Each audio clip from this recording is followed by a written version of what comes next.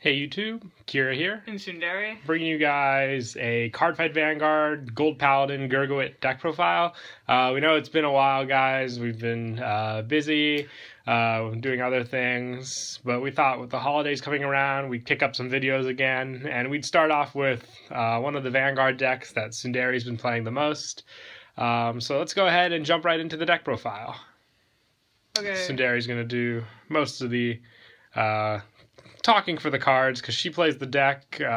Ended up giving her the deck because she was interested in Gold Paladins. So, like I said, let's go ahead and jump right in.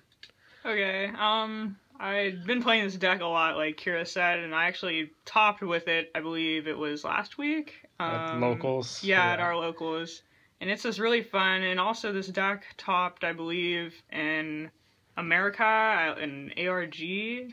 What was it? Tournament? Yeah, I don't remember which specific ARG, but it was one of those recently. Okay, well, let's get started. First off, for the Stride Zone, we run one Gurguit. I have one Gurguit for now, and I think it's pretty good. You can run two. He's basically just a really big pressure card. The one that you most likely want to end your game with. His fact, Counterblast 1, CB2. He gets +5 for each rear guard, and each of your rear guards gets +5 as well. So, and this is not once per turn. That's why he's just really good. I mean, it's hard to go into 2 because of his GB2. You have to be at GB2, but I mean, you can go into it. Yeah, it's really good. Next up, we run 4 Glorious Reigning Dragon. I go into him first just so I can get Gurguit's GB2, not the Stride Gurguit, but the grade 3 Gurguit GB2 skill off for the guarding. It's basically a counterblast one. You unflip it when it attacks. You could choose 2 of your units, put them on the bottom of the deck, and then for every face-up card in your G zone, you get to search for units and call them to rear. It doesn't say open rear either, so you can call over units that have already attacked, plus put back units from the field to the bottom of the deck. So if you have like triggers in your hand, you can call them, put them back, and get better units. It is a Unite ability, so you have to have Unite active to use his skill, though, so just remember that. Which isn't hard to do. And if you call 3 or more, you can soul charge and unflip, so you can get ready for your Gurguit finisher. Next up, we have 2 of Spearcross Dragon. I don't go into him too often because of his heavy counterblast of 2, which, I mean, sometimes I'll go into him, but not as much as I go into the other one.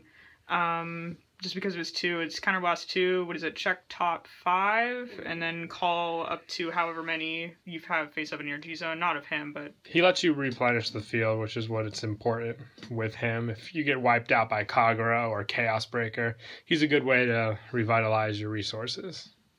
Next, we have 2 Scourge Point. Sorry, I'm not good with these names. They're really loud.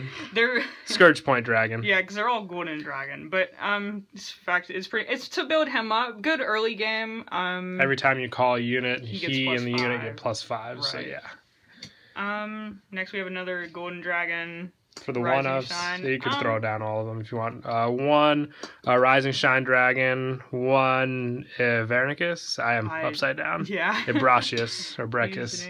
And just 1 Campbell. They're all good one-up strides for the unflip. Right. This one... You could even put in, like, 2 of him if you wanted to. He's really good to go into first because you unflip it for your... GB2. Right. Pressure with him and Campbell with Breckus helps you set up your field early game for a first turn stride. The only downside is if you go into these first, you don't guaranteed you don't get your GB2. So next we have the G Guardians, which I have one of this for right now, but I'm trying to get another one. So this would just be like proxy. His effect is really good for starting your G guard. Lets you check the tops of your deck for... Top 5, you call 2. They both have to be of different grades. The cost is putting 1 unit from your field to the bottom of the deck.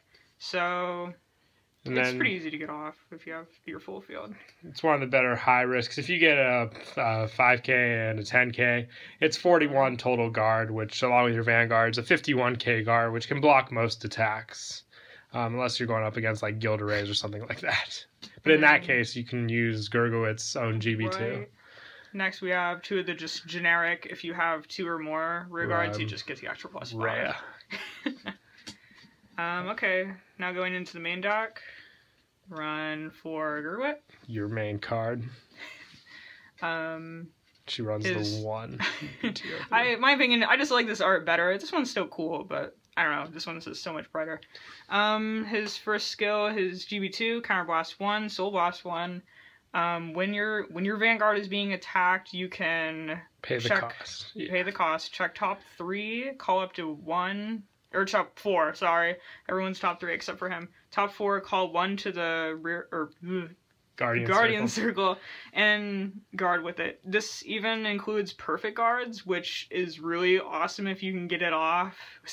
I feel super lucky when I do because there's only 4 in the deck. Maybe even less if you've been in the game for a while. And then his second skill, what is that? It's the Counterblast 1. When you stride over it, you check the top 4 cards of your deck, call something to rear, and it gets plus 2,000. Right. So it's good because it can call 9Ks, making them 11Ks. It's able to hit most Vanguards. Plus, it's a free, not almost free, you do play a Counterblast, but you get to call a unit to the field, which is always nice. And it helps to power up the Unite skills as well for other strides. Right.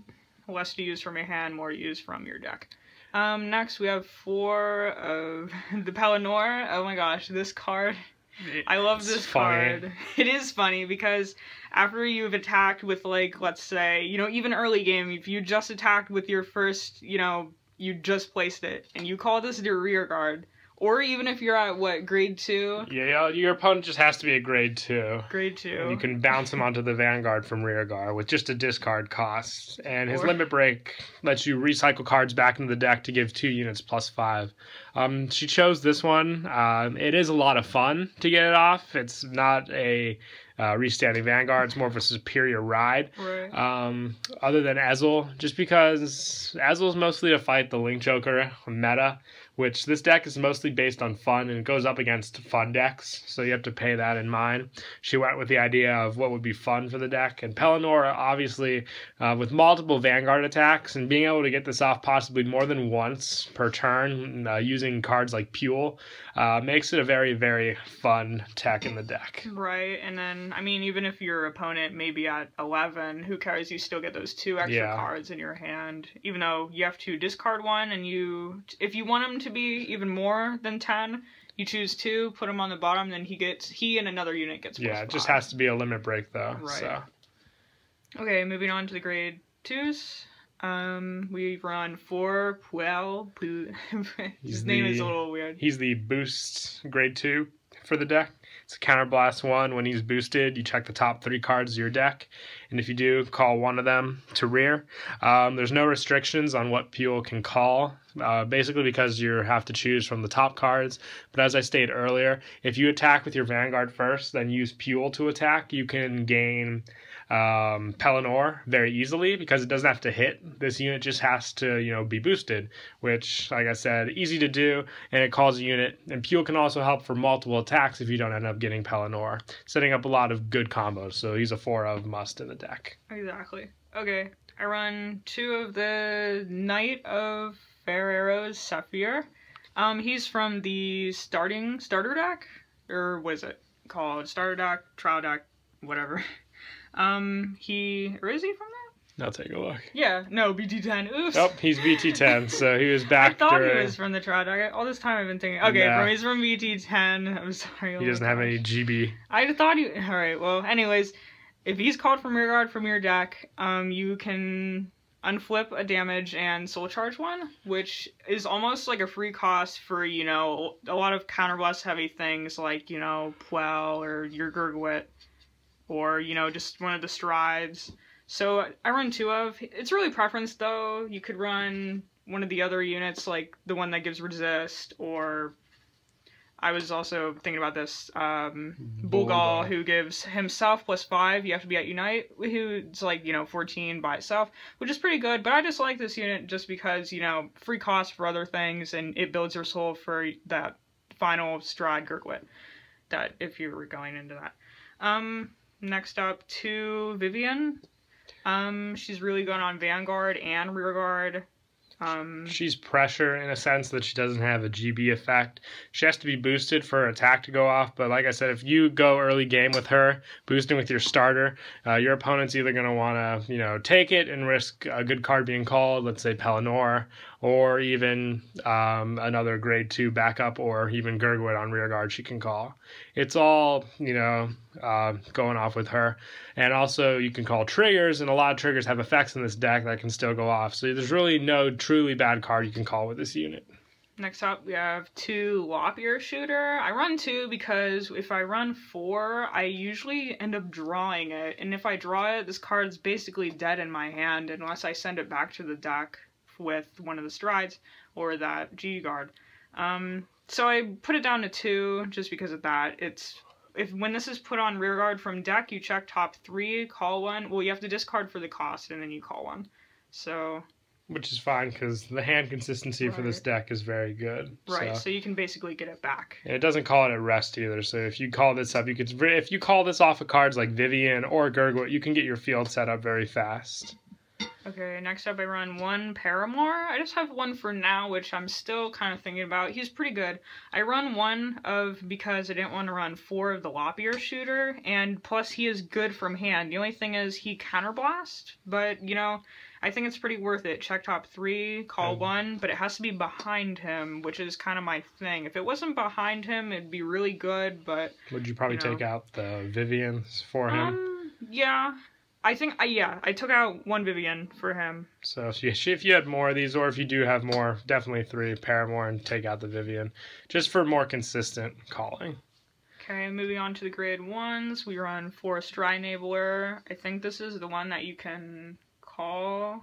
No, you can't. Yes it is. You can call it, reveal grade 3, and then search for your Gurguit. And then discard a card. Right. Plus, it pays the whole cost, so kind of needed in the deck. Very good. You don't want to use your Pellinores, especially when there are methods to put it back into the deck to use. Exactly. Alright, next I run 2 Kulgal. Again, I run 2 because, like Lop-Ear Shooter, if I draw this card, it's another dead card in my hand. So I want to run less so I can get it off with the calling from deck skills.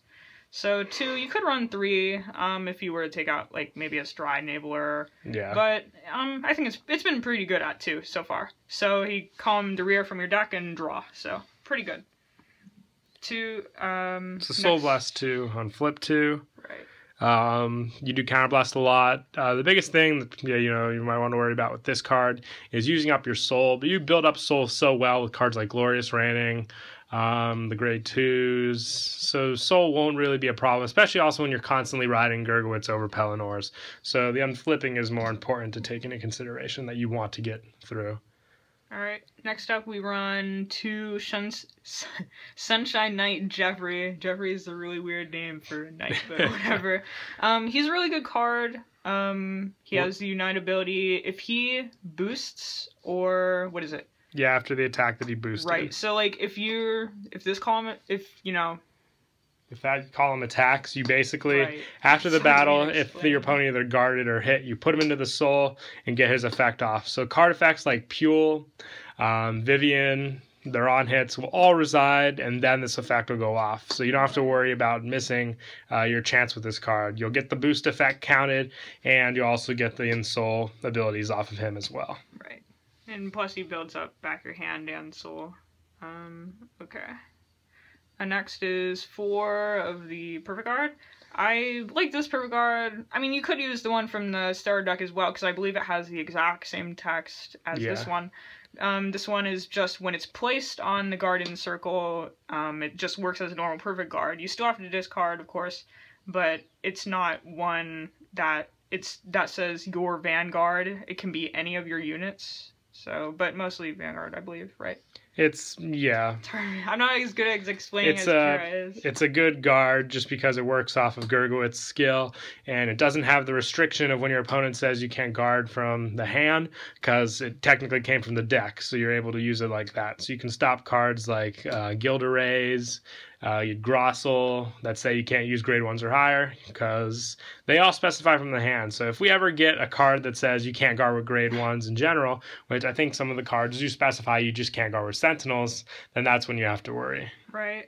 Alright, next up for the trigger lineup and starter, I run the Spring Breeze Messenger over this other starter that I believe, yes, this one was in the draw deck. Just because I try to use this one as early game as possible, counterblasting 1. When the boosted unit attack hits, you can put this into Soul, and by paying the cost, you check top 3 and call when at rush. So he's really good if you get off your other grade 3 Pellinore, and then you could just pop it right on if your opponent's at grade 2. It's pressure with the Vivian, especially for that boost. You'll obviously get the Vivian off if you only have 1 counterblast, but if you took 2 damage, it's a double search. And with Spring Breeze, top 3 means better chance you'll hit cards like Pellinore. Okay, more with the triggers. Run just 4 of the put in a soul +3. Flame of Victory. I have 2 of these for now. So if I had more, I would just take out 2 of these. Of the put in the soul, when your Vanguard attacks, gets +5, and then you draw. 6 stand as well. 4 of the Catchcall. When he's called from deck, you put him on the bottom, and then check top 3, and then call. And you can call anything except for catch call. So right. Good searches off of this card. If you call it with stuff like Pule or Spring Breeze, you get more searches, so more chances to get what you need for that situation. Exactly. Then I run 2 of this newer unit, Prayer of the Holy Pipe Geary. Yeah. He has the Unite ability, so you do need to call. He gets +3, and then after he's boosted, you can put this in the soul and then unflip, so you'll just have more counterblast for your other units, because again, this deck is counterblast heavy. And then you got your 4 heals. She went with are these the ones from the trial deck? Yes, I just like the art of that one. Yeah, make sure trial deck. Yeah, they are. I got confused. All right. So that's it for the deck profile. We hope you all enjoyed the video. And like we said, look forward to more videos. We know we've just been busy to do stuff together, but we do want to, give you guys more content because we love you guys. We enjoy, you guys' feedback, what our channel has become. And yeah, that's it. Please don't forget to like and subscribe, and we'll see you all later.